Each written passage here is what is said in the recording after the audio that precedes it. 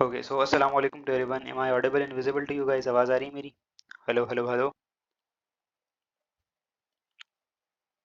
Okay so आज हम बात करने वाले हैं ट्विन्स के बारे में, और उसके बाद अगर हमारे पास टाइम मिला तो एम्ब्रियोनिक डेवलपमेंट की बात करेंगे। First second and third trimester में डेवलपमेंट कैसी होती है। तो सबसे पहले ट्विन्स ट्विन्स क्या होते हैं हमारे पास? तो ट्विन्स ऐसे एम्ब्रियोज को कहते हैं जो जिनकी बर्थ एक साथ होती है। ठीक है, तो इधर two young who are simultaneously born from one mother. ठीक है, twinning commonly is is many in animal.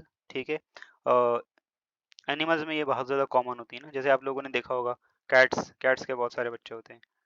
ठीक है, या डॉग्स के बहुत सारे बच्चे होते हैं। तो वहाँ पे वो ट्विन्स जो है हमारे पास मल्टीपल होता है। ठीक है, तो ट्विन्स ऐसे इंडिविजुअल्स को कहा जाता है, ऐसे लिविंग ऑर्गेनिजम्स को कहा जाता है जिनकी बर्थ एक साथ होती है। ठीक है, थोड़े बहुत डिफरेंस के साथ। ओके, सो यहाँ पे अगर हम बात करें तो ट्विन्स या तो मोनोजाइगोटिक होते हैं या फिर डाइजाइगोटिक होते हैं। क्या होते हैं ये मोनोजाइगोटिक और डाइजाइगोटिक ट्विन्स, इसके बारे में डिटेल में हम डिस्कस करेंगे। तो सबसे पहले हमारे पास है आइडेंटिकल और मोनोजाइगोटिक ट्विन्स। ठीक है, तो जो आइडेंटिकल और मोनोजाइगोटिक ट्विन्स है ना, तो उसमें हमारे पास ये वो ट्विन्स होते हैं जो एक ही ओवम से अराइज होते हैं। तो around 1 in 3 set of twins identical. This occur because the fertilized egg divided into two while it is still tiny collection of cells. ठीक है, तो हमारे पास ये जो जाइगोट होता है, जाइगोट जब बन जाता है ना, तो उसके बाद हमारे पास समहाउ कुछ इन्वायरमेंटल फैक्टर की वजह से क्या होता है कि हमारे पास ये जो एक एग होता है ना, ये दो एम्ब्रियोज में इस तरह से डिवाइड हो जाता है कि दो दो एम्ब्रियोज की अलग अलग डेवलपमेंट होती है। वालेकुम अस्सलाम लाइबा, वेलकम। ठीक है, तो इस तरह के जो ट्विन्स होते हैं हमारे पास, इन्हें हम जाइगोटिक मोनोजाइगोटिक ट्विन्स कहते हैं। मोनोजाइगोटिक मतलब एक ही जाइगोट से अराइज हो रहे हैं, एक ही ओवम से अराइज हो रहे हैं। ठीक हो गया। और दूसरा, ये वाले जो ट्विन्स होते हैं ना, ये बिल्कुल आइडेंटिकल होते हैं, हूबहू एक दूसरे की कॉपी होती है। ठीक है, यूजुअली इस तरह के जो ट्विन्स होते हैं उसमें हमारे पास जो जेंडर होता है वो सेम होता है। ठीक है, इधर फीमेल और इधर मेल।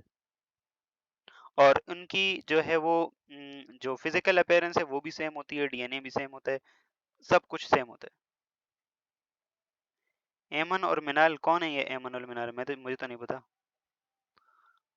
नहीं, इनका नहीं पता मुझे। I don't know about them. मुझे नहीं पता, I don't know about them. मेरे पास इतना इतना टाइम नहीं है, तो मैं एक्चुअली में ये चीज़ें नहीं देखता। ओके, सो इनकी जेनेटिक इन्फॉर्मेशन भी सेम होती है। ठीक है, तो the half can develop into two babies with exactly the same genetic information. ठीक है, तो इनकी जेनेटिक इन्फॉर्मेशन, डीएनए सब कुछ सेम होता है। ठीक है, एक क्वेश्चन आता है ना, बहुत सारे लोग कहते हैं कि ये जो आइडेंटिकल ट्विन्स होते हैं इनके फिंगरप्रिंट्स एक जैसे होते हैं। तो यस गाइस, बताएं, जो आइडेंटिकल ट्विन्स होते हैं उनके जो फिंगर प्रिंट्स होते हैं वो एक जैसे होते हैं क्या? बिल्कुल सेम सेम होते हैं। ओ, आपके कजन ट्विन्स हैं? अच्छा, नहीं होते। अगर जो लोग बोलते हैं कि सेम होते हैं तो वो रीजन दें, जो बोल रहे हैं सेम नहीं होते तो वो भी रीजन दें।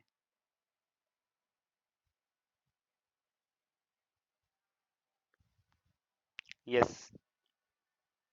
नहीं गुलाम दस्तगीर, जो एक जायगोट होता है ना वो समहाउ मिस्टीरियसली दो एम्ब्रियोज में डेवलप हो जाते हैं।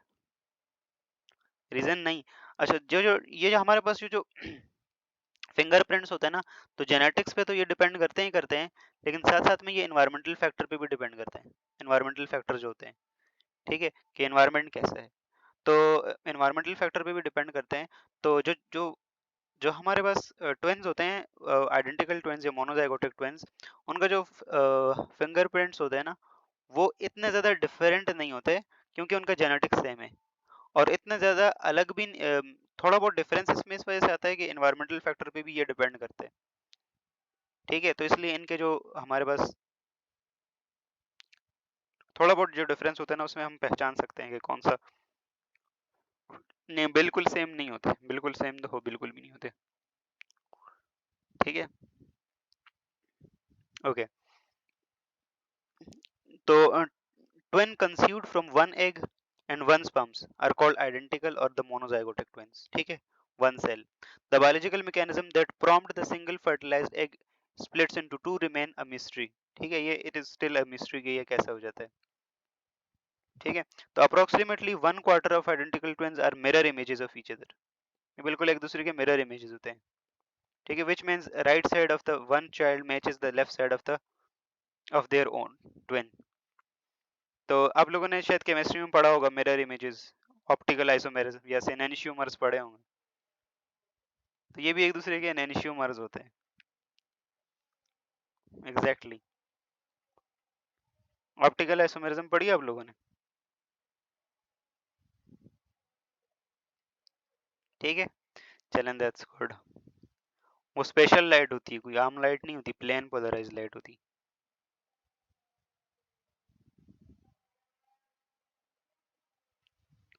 ठीक है, ओके.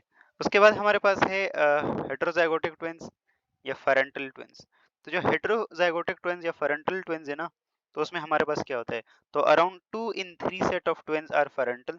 ठीक है, two separate eggs ova are fertilised by the two separate sperms resulting in parental और डाइजाइगोटिक ट्विंस. ठीक है, these babies will no more alike than siblings. ठीक है, और यहाँ पे जो है वो सेम सेम सेक्स भी हो सकते हैं और डिफरेंट भी हो सकते हैं. ठीक है, इधर दोनों मेल मेल हो सकते हैं, दोनों फीमेल फीमेल हो सकते हैं, एक मेल एक फीमेल हो सकता है. ठीक है, और ये कैसे होता है, तो ये जो दो डिफरेंट हमारे पास ओवम्स आते हैं ना, उनके फर्टिलाइजेशन के रिजल्ट में होता है. और दो डिफरेंट ओवम कैसे? Yes, both condition are possible. तो ये हो सकता है कि हमारे पास जैसे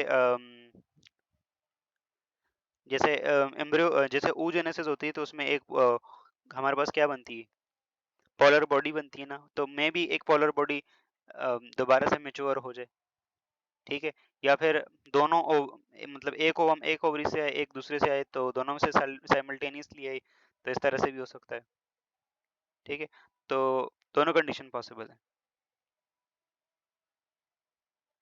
ठीक हो गया. तो इस तरह के ट्विंस को हम देते हैं डाइजाइगोटिक ट्विंस. जी, बहुत सारे सिनेरियो हो सकते हैं. ठीक है, ये वाले जो होते हैं इनका जेनेटिक मटेरियल भी डिफरेंट होता है, क्योंकि ये डिफरेंट स्पर्म और डिफरेंट ओवम से आ रहे हैं. ठीक है, और इनका जो फिंगरप्रिंट होता है, तो जाहिर सी बात है जेनेटिक मटेरियल डिफरेंट, तो फिंगरप्रिंट तो डिफरेंट होगा ही. ठीक है, शक्ल जो होती है वो भी थोड़ी बहुत मिलती है, बाकी डिफरेंस देखा होगा आप लोगों ने. ठीक है, तो ये हमारे पास सारे डिफरेंसेस हैं. उजाला में मैंने कभी देखा नहीं आप लोगों को, तो मैं कमेंट नहीं कर सकता. ओके, दूसरा है हमारे पास क्वाड्रुप्लेट्स. तो क्वाड्रुप्लेट्स क्या होते हैं? तो the most common variety of quadruplets is formed when four separate eggs are fertilized by four separate sperms. ठीक है, तो क्वाड्रुप्लेट्स का मतलब क्या है कि फोर फोर एम्ब्रियोज का हो जाना. ठीक है, इसमें से क्या होता है, फोर डिफरेंट स्पर्म्स और फोर डिफरेंट ओवम्स आएंगे. There are however a range of possibilities when it comes to different combination. तो यहाँ पे डिफरेंट डिफरेंट परमुटेशन कॉम्बिनेशन हो सकते हैं. ठीक है, जैसे फॉर एग्जांपल अगर हम सेक्स की बात करें या जेंडर की बात करें, तो एक मेल एक फीमेल, मतलब there are tons of possibility, like बहुत सारी पॉसिबिलिटीज हैं, राइट. दो फीमेल दो मेल. ठीक है, तीन मेल एक फीमेल. ठीक है, तो बाकी आप देख लेना, अपने हिसाब से लगा देना सब.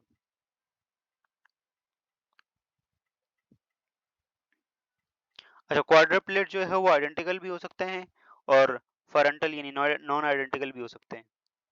ठीक है, इसके साथ साथ फोर सेपरेट एंड, तो फोर डिफरेंट स्पर्म्स और फोर डिफरेंट ओव्स आ रहे हैं, तो यहाँ पे डिफरेंट मल्टीपल पॉसिबिलिटीज पॉसिबल है. तो one fertilize egg splits into four identical embryos. अगर एक फर्टिलाइज एक चार अलग अलग एम्ब्रियोज में जो है डिवाइड करेगा, तो यहाँ पे फिर ट्विंस कैसे होंगे? यहाँ पे बिल्कुल सबका सब कुछ सेम सेम होगा. ठीक है, यहाँ पे आइडेंटिकल वाली सिचुएशन आ जाएगी, राइट, आइडेंटिकल वाली. ठीक है, one fertilized egg splits into three identical embryos and one another egg is fertilized by the separate sperm. तो यहाँ पे तीन आइडेंटिकल और एक फरंटल. ठीक है। फिर similarly one set of identical monozygotic twins occur plus another two entirely separate. तो ये देखो डिफरेंट डिफरेंट कॉम्बिनेशंस बनाए हुए हैं कि दो आइडेंटिकल और दो जो है वो different. Another possibility is that set of identical and frontal twins are conceived plus a monozygotic pair from making total 4 embryos. But different different possibilities. Yes, होते हैं भाई 10 बच्चे। Yes, होते हैं ना। Yes, yes उजाला बिल्कुल पॉसिबल है।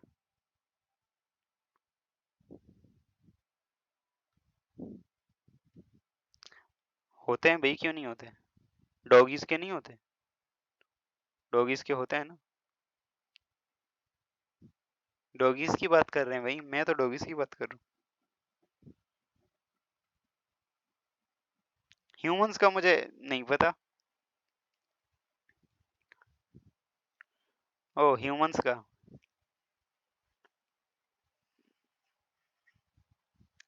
हम डॉगीज की बात कर रहे हैं भाई। हम टॉकिंग अबाउट डॉगीज। और वहां पे आप लोगों ने देखा होगा, वहां पे ये वाले सिनेरियोज आइडेंटिकल ट्विन्स और डिफरेंट वाले ट्विन्स आप लोगों ने देखे होंगे।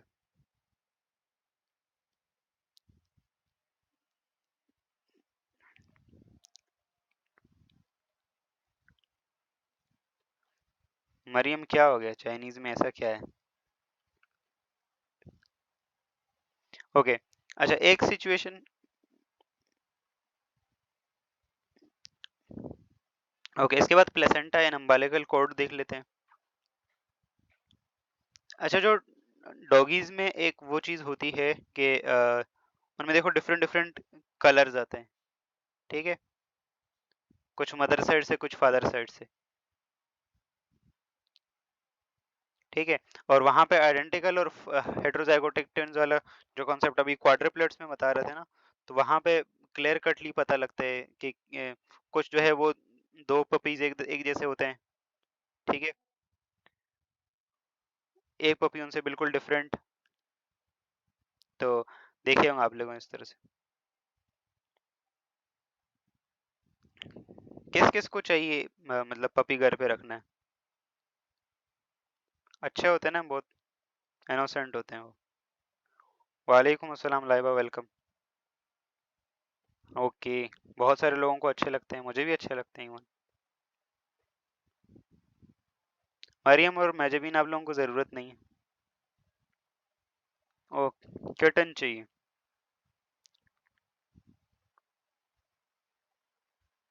ओह यस एग्जैक्टली, मैं भी यही बोलने वाला था। आप लोगों को पपीज पालने की क्या ज़रूरत है, शीशे में खुद को ही देख लिया करें।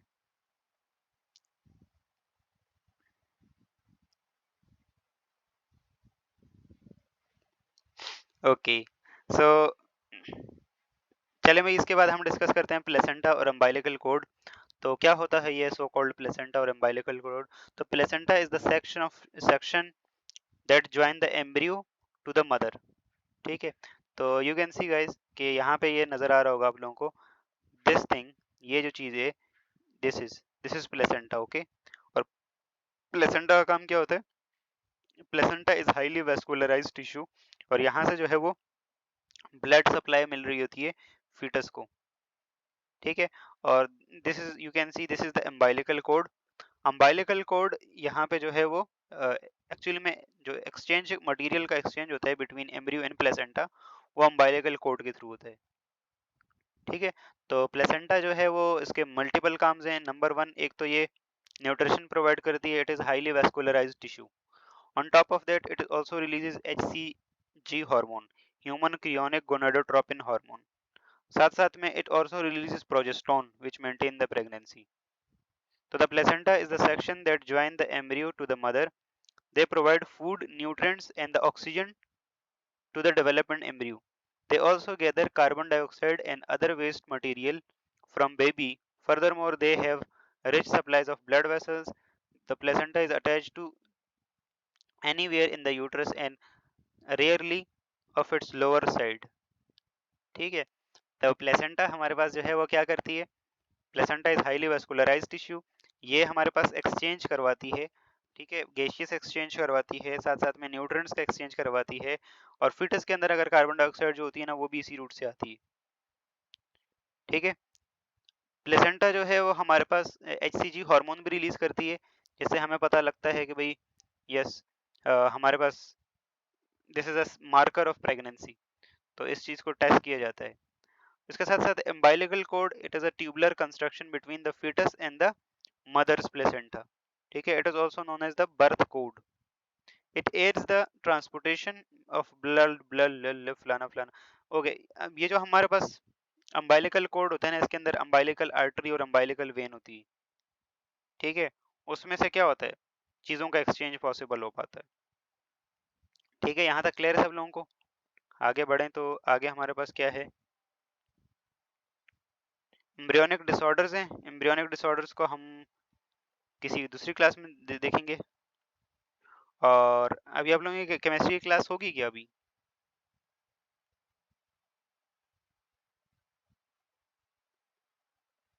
ओके, चलें, दैट्स गुड। तो काफ़ी है आज के लिए इतना। कल हम देखेंगे ये एम्ब्रियोनिक इंडक्शंस, एम्ब्रियोनिक डिसऑर्डर्स, और साथ में जो फर्स्ट सेकंड और थर्ड ट्राइमेस्टर में जो डेवलपमेंट्स होती हैं उनके बारे में डिटेल में डिस्कस करेंगे। लाइबा हमने बस थोड़ा सा ही डिस्कस की है, मोनोजाइगोटिक ट्विंस और डाइजाइगोटिक ट्विंस, और उसके बाद प्लेसेंटा, बस दैट्स इट। क्लियर है यहाँ तक सब लोगों को?